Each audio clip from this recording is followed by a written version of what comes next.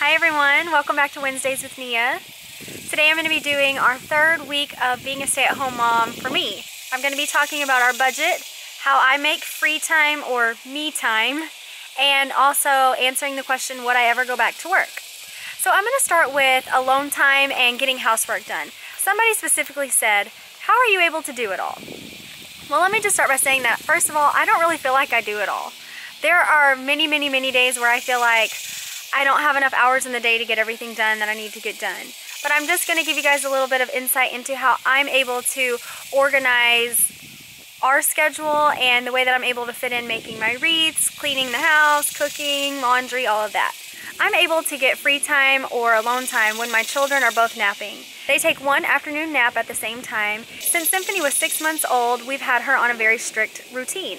So in my opinion, routine is key for finding time to do all that you have to do throughout the day. So if you're one of those people who don't have a routine and you would like to start one, just decide one day, dedicate it, and start.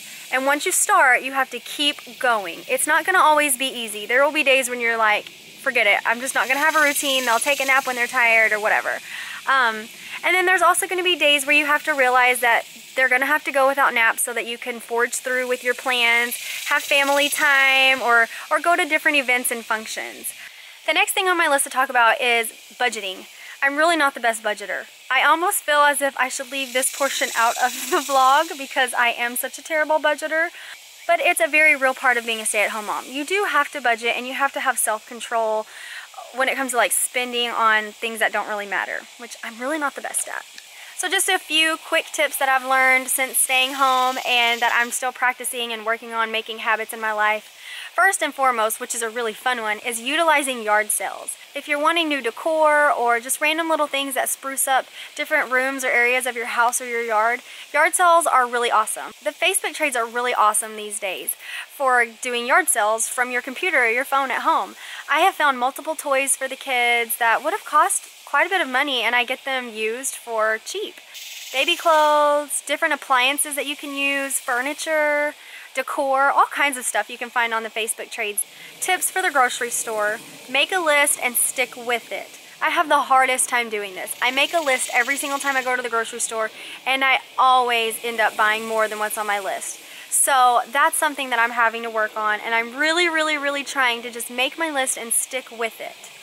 Another thing is seeking cheap alternatives, so buying the Walmart brand versus the name brand. And for me, I don't really see a difference. I like the off-brand just as much as the brand.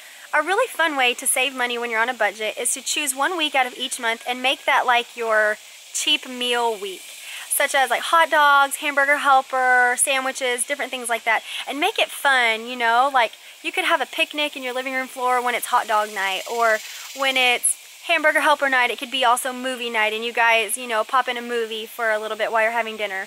I'm really not like an advocate for TV during dinner, but just once a month, I don't think there's anything wrong with that. And my last tip for budgeting is refresh, don't replace.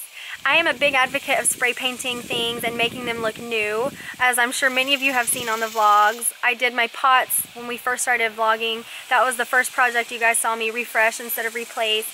I've now done our table out here on our patio, a tray, our salt and pepper shakers, just all kinds of stuff. You can refresh almost anything in your house and make it look new again. For the longest time, Sam and I had these really old, ugly throw pillows on our couch, which our couches are already old and kind of like needing to be replaced. So I really wanted to get new throw pillows to brighten up and liven up our living room. Throw pillows are so expensive. The really cute ones that are trendy and modern are like 30 bucks a piece. And so I did a lot of research. I even looked at pillow covers online and I could not find any alternative. So finally I decided to ask a friend of mine who's like a seamstress to just make me some and I would pay her. She was charging fairly cheap and I was gonna go forward with that and get new pillow covers that way. And then I was at Hobby Lobby and I just happened to stumble across an aisle full of pillow covers and curtains, which were all half off when I got there. So I paid about $2.50 to $5 for each pillow cover and I bought 7 or 8 of them and they're really cute. Some are chevron, some are really vintage, some are burlap, and then some are just solid colors to kind of flow with everything. But that to me was just a really cute way to freshen up the old ugly pillows I have. A couple weeks ago, a few of you asked me if I would ever go back to work if I had the chance to do so. And my answer to that is no. As much as I really liked my career and I enjoyed what I was doing, that is just no longer my desire. I'm not just a stay-at-home mom, I'm a homemaker. My job is to make this place pleasant and joyful for the people that I love. I want to create a safe haven here for them to come for love, open arms, joy, support, encouragement. I'm the one who sets the tone of our life, basically.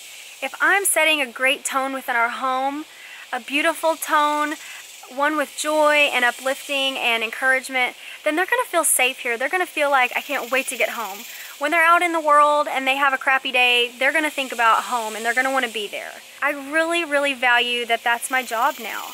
And last but not least, I have to answer this question. What is my favorite thing about being a stay-at-home mom?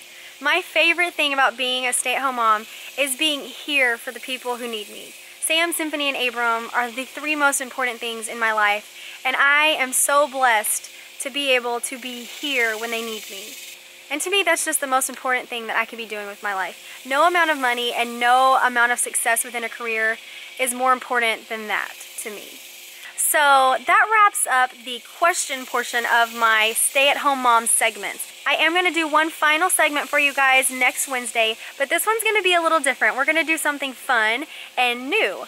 Earlier last month, I announced to you guys that I'm going to be doing a collab with one of my friends who also has a YouTube channel. It is going to involve being a stay-at-home mom, and I really can't wait to show you guys what we have for y'all. So thank you all once again for listening to me chat about being a stay-at-home mom.